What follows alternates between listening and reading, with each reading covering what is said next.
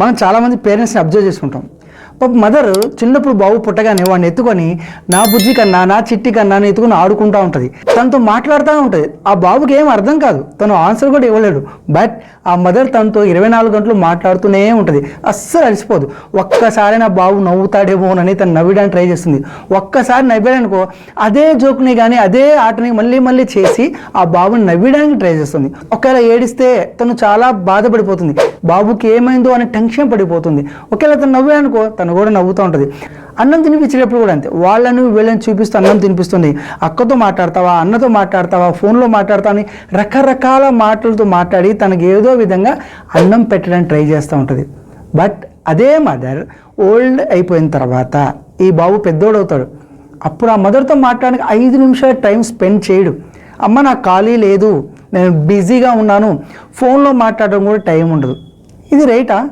ఒక్కసారి ఆలోచించండి.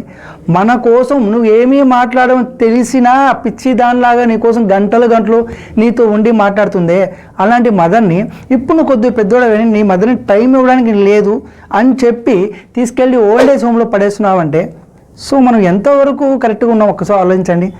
I think మీకు నేను చెప్పింది అర్థమైంది అనుకుంటాను. మై డియర్ ఫ్రెండ్స్, మన మదర్సే మన గాడ్స్. వాళ్ళు లేకపోతే మనం లేము.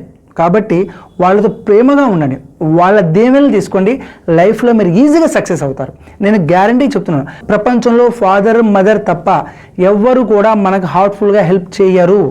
కాబట్టి వాళ్ళని కళ్ళలో పెట్టుకొని చూసుకోండి. Thank you for watching my video.